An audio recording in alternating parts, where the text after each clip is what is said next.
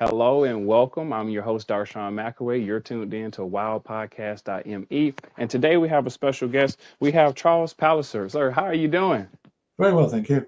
Thank you for coming by. Well, we're going to talk about your new book, The Sufferance. Can you tell me what that's about? Right. Well, basically, it's one of those novels where there are no names and no dates, which I usually hate, but in this case, I realized I had to do it. So it's set in a country that is not given a name, and it's happening at a time that isn't made very clear. But it's obviously Eastern Europe under the Nazi occupation in the 1940s.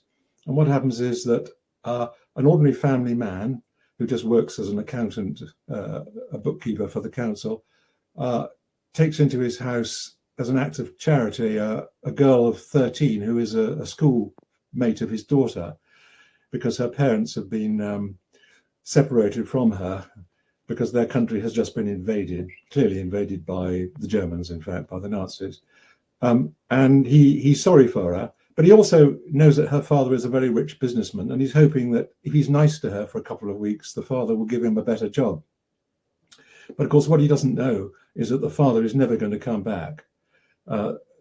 Basically, this is the story of what happened to the Jews in Eastern Europe. And so the girl is there sort of indefinitely. Her family are not in contact. It eventually emerges that they're dead. And tensions inside the family start to boil up because the girl turns out to be quite a difficult character, quite disruptive, quite willful, quite sort of spiteful and disturbed. And the two daughters of this man and the wife all resent this very much.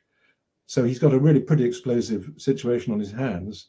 And of course, outside the flat, the apartment that the flat family are living in, the enemy that's occupied the country is starting to persecute members of the girl's community. I mean, I don't say it, but she's Jewish. It's a sort of version of the Anne Frank story. Okay.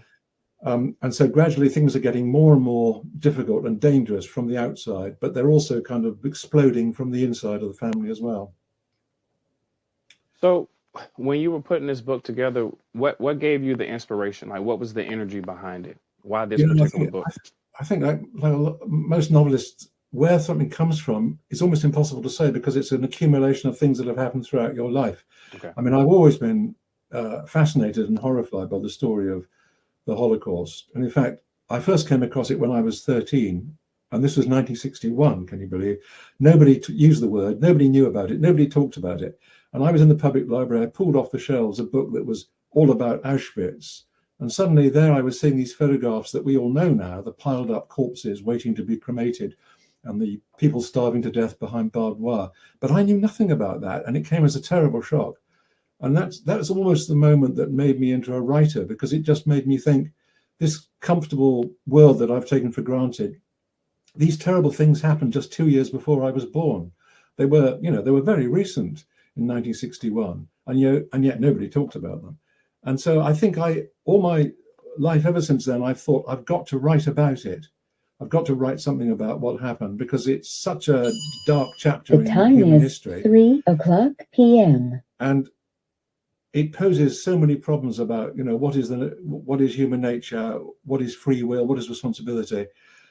And for years, I couldn't think how to write about it without falling into all the usual traps, because when people write about the Holocaust, they tend to sentimentalize it, and it's all the cliches, because usually they see it from the point of view of the victims. And obviously the victims, they're the important people in this. But what we've got to bear in mind is that 99% of the populations of the countries that were occupied by the Nazis were not actually victims, because they weren't Jewish, but they were implicated in it. They were caught up in it, whether they wanted to be or not. Their neighbors were being arrested, their friends were being persecuted, people they worked with would suddenly disappear from the workplace. And I thought, this is really the question. How did most people behave? How well did most people behave when they knew that these things were going on?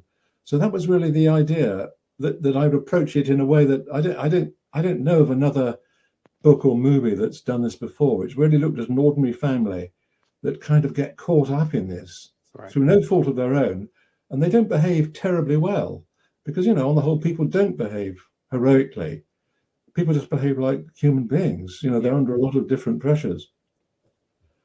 So I thought that was a really interesting situation, a really interesting moral dilemma. And I wanted to make the moral dilemma as complicated as I could, because I didn't want the reader to say, oh, I wouldn't have done that, I would have done this.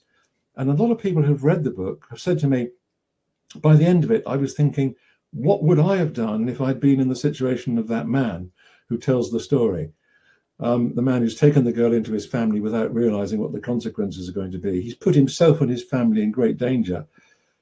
And people have said, I couldn't see any way out of it. Once he got into that trap, really there was no right decision that he could make. Every decision he made would be a bad one. And that's always fascinated me. How much free choice have we got, and what stops us making free choices, and how much responsibility can we take for our actions? And I totally agree. So you do believe in the I guess the act of free will? I think there is free will, but it's often extremely limited and involves really difficult choices. But I mean, you could turn that upside down and say there isn't free will, because every choice we make is determined by some choice that we've made or that somebody else has made, maybe that our parents have made. But if you're a believer in humanism, which I am, you've got to believe that people have got the capacity to step back and look at their situation and say, I'm in a mess and it's partly my fault, but now I'm taking responsibility for how I get out of this mess. So that's been a theme, I think, in all my novels, really, that people have to understand the situation and somehow own it, and not shove off responsibility as people so often do. Right. One reason I started this podcast was to just learn more about authors. I'm just kind of curious about your childhood. You grew up at a certain time. How was it for you overall? Well, I had a very odd childhood, really, because I'm the product of an Irish mother and an American father. I'm actually an American citizen and an Irish citizen, okay. Although I realize I don't sound like it because I've spent most of my life in England. And my parents separated, well, they divorced, they split up when I was only a few months old.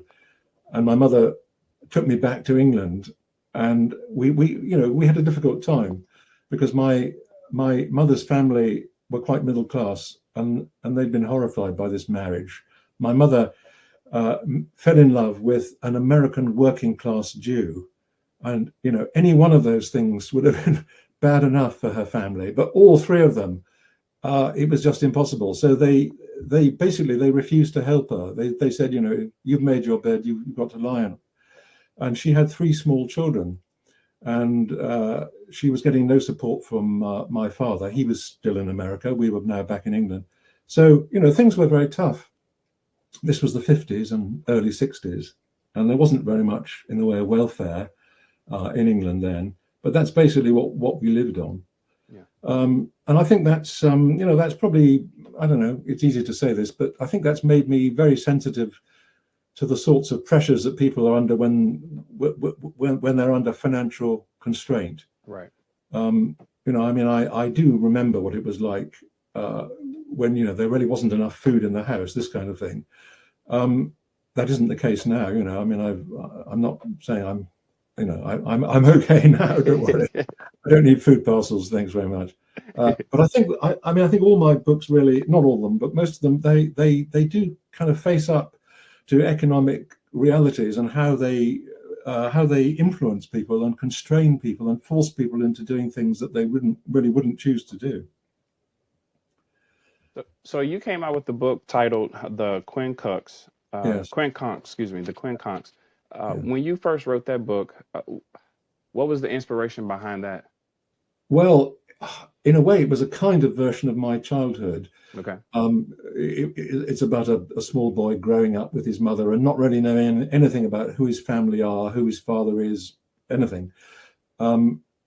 Which was sort of how I grew up. Although I had two brothers, but I cut them out. Okay. It's everyone's dream, isn't it? You get rid of your siblings, and it's just you and your mum.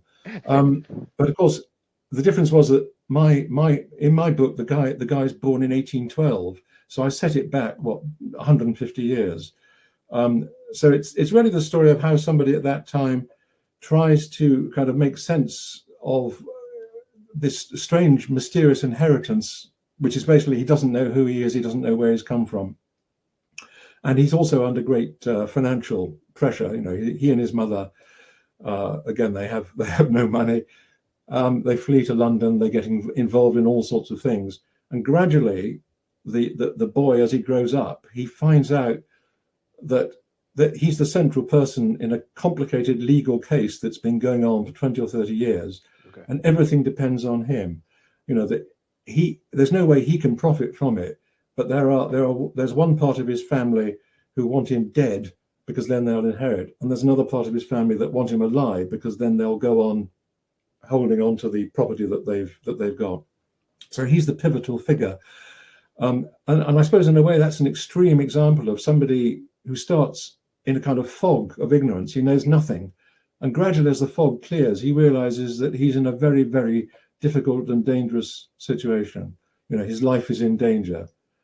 And he's also faced with various temptations. There are various things that he could do that wouldn't be completely honest or completely straightforward, but that would maybe benefit him. So again, we're back to sort of moral choice and somebody having to make their way in the world without really understanding what's at issue. Right. I mean, I think that's an issue, you know, in an extreme form. That's an extreme form of what an awful lot of people feel. I mean, I think most children, well, not most, but a lot of children, they grow up and they really feel that they've been landed in something that they don't really understand. They didn't ask for it. Who are these strange people claiming to be their parents? You know, are they really my parents? I think every child wonders if they're adopted, sometimes wishes they were adopted, and so on. And that kind of psychological sense of insecurity and mystery is something that has always interested me. This feeling that your family, that you take for granted, most of us take for granted as protectors and people who love us, your family may actually not love you and not be protecting you, and may not even be your family. Right. And I've explored that, I think, in several of my books. So let me ask you this before we wrap up here after a while. Did you end up developing a relationship with your father? No, I didn't. I met him a few times when I was eight years old, and I can honestly say he took absolutely no interest in me. He didn't want a relationship. He kind of blamed. He thought that my mother had kind of poisoned me against him. Okay. And all she'd done was tell the truth. I mean, she didn't hide anything from us. So he kind of knew that I had a lot of baggage about him, and I was terrified of him because he was a big, dangerous, bullying, angry man. So I met him a few times, but I stayed out of his way. I just avoided him. Yeah. He was scary. Yeah, I noticed that a lot of times when I guess the parents end up divorcing, it's such a huge split mentally for the kids, and they grow up with a certain perception of parents, you know. Yes. And it's very interesting what you said about your family may not love you, or your family may not be your family, you know, because how would you know, really, you know? Yeah, absolutely. Well, I mean, that's the experience I had. My mother's family, I mean, they were my family, but they basically they didn't want to help us. They didn't want to have anything to do with us. They were embarrassed by us. You know, we were half Jewish. We were American. You know, we were poor. Why would they want to have anything to do with us? Right. Well, Mr. Charles Palliser, I really thank you so much for your time talking about the Sufferance and also the Queen Conks, your book that actually won the Susan Kaufman Prize for first edition by the American Academy and Institute of Arts and Letters. So that's an honor. That was amazing. That was quite exciting. Yeah. So they again, weren't sure I really was American.